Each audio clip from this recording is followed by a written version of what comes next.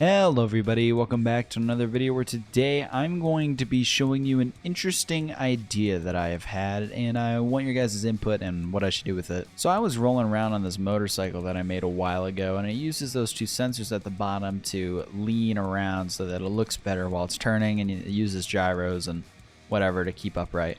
And I was thinking, that's kind of lame, you know what I mean? It's not realistic, the amount that you lean and everything, and it doesn't take any skill, you know, you're just turning left and right, and that's what it does.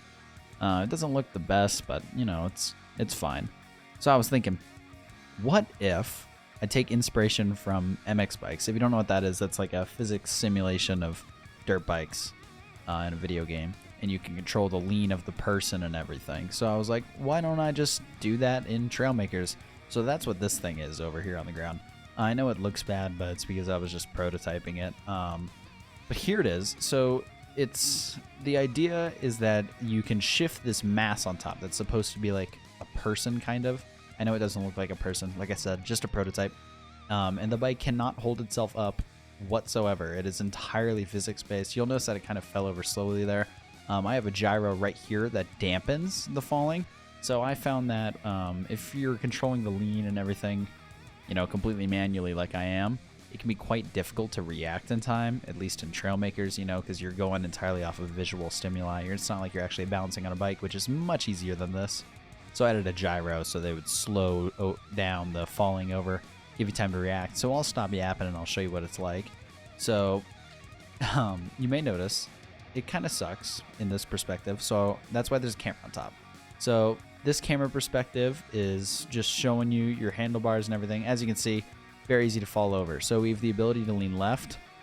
We have the ability to lean right. Also, quick warning, in case you didn't notice, very disorienting, so I apologize in advance. We can lean forwards, and we can lean backwards. And one last thing, we can stand up, which allows you to lean more aggressively in every direction.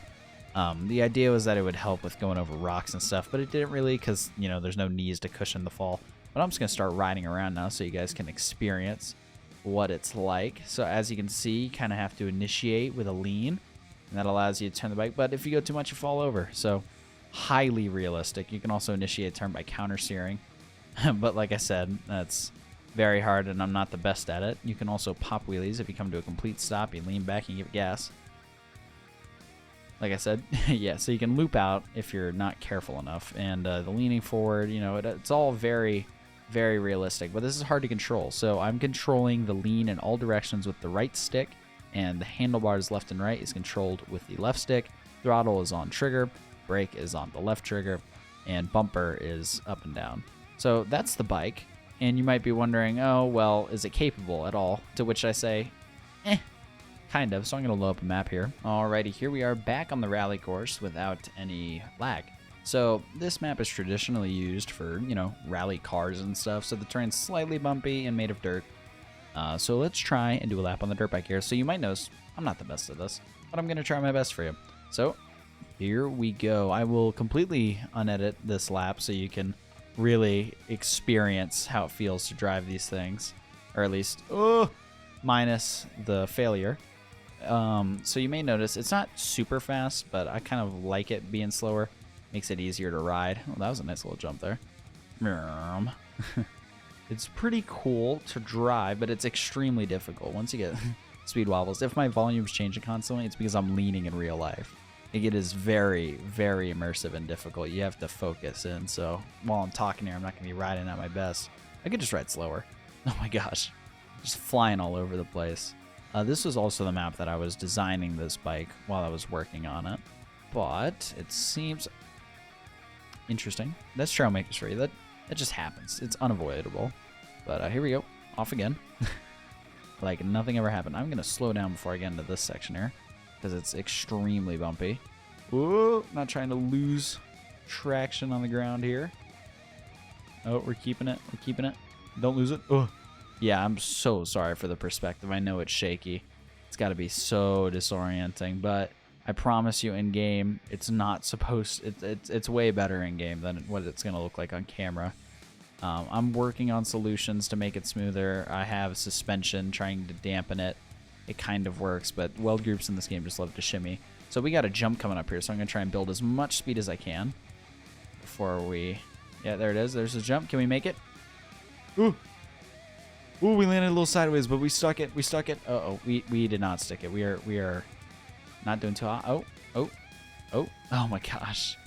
I can't keep it upright for the life of me. I'm going to have to go in and out of build mode here. All right, let's make this turn. And we are back. Oh gosh. Maybe we're not. Maybe we're not. Okay, wait. Yes. Okay, we are back. I've wanted to, if this video does well and you guys want to see more of this technology, of course a little bit more fine-tuned. I really did spend like 30 minutes on this and 2 hours just messing around riding it, because it is really hard. You'd be amazed about how many small and fine adjustments it takes to stay upright on this thing. But I want to make a motocross track for this, so let me know in the comment section if you'd like to see that, or any ideas you have to improve this. I think it'd be cool if I made a racing league in my Discord server, so I'll leave a link down there. If this works out, I think it'd be cool if I made like a pre-made bike and everyone gets to paint it, and you guys can post your times on the track and everything. But this takes lots of skill. If you've ever played MX bikes, you know how hard it is. But I'd say this is in fact harder than MX bikes, but that's just me. So it can get going up to 82 miles an hour. That's faster than I thought it was. But that is one entirely completed lap right there. So it's, oh my gosh. It is quite cool. I'm very happy with it thus far. It's lots of potential. I don't think I'm utilizing it as much as I could be. Like, if you know what hard enduro is, maybe you could like scale some big old mountains. Ooh, I have an idea. Let me try going up the bounty hill. Alrighty, these are the bounty hills from my rally course video. Or not my rally course, the rock bouncer video. I will be amazed if this thing can make it up. It is rear wheel drive and it is not amazing. Oh my gosh. Hold up. Lean forward, lean forward. Whoa. Oh my gosh. This is also about the time where I should show you that it has a first, or not a first person, a third person perspective. So what you got to do is you got to go into the settings of the seat, disable look around. Then you can use any camera. We're going to go for, let's get vehicle chase happening here. So this is going to give you a third person perspective of what's happening, which will help out with this kind of riding. Oh, I didn't notice that we were looping out. Wait, stand up. Oh my gosh, I just did a full backflip down the hill. Alrighty, this also gives you a cool perspective of how everything's working here. It really is completely physics-based, and it is so difficult to ride. Alright, we're going to stand up here so I can lean really far forwards. Okay. Nope. Did not work. Well, I could mess around with this all day long, and I still probably wouldn't make it up. It was hard enough in the car. It's going to be borderline impossible on this bike, this ugly little bike. I would definitely make it look a whole lot better than it currently does. I plan to make it so that you can lean over a bit more with this bike, so make it more narrow at the points where it's attaching to the truck wheel. All of the settings on these hinges need to be fine-tuned and everything, because currently they're not. Also, these leaning ones should not have any steering help. I can't believe that they did. That probably was not helping with the lean, but whatever. Now we got it fixed.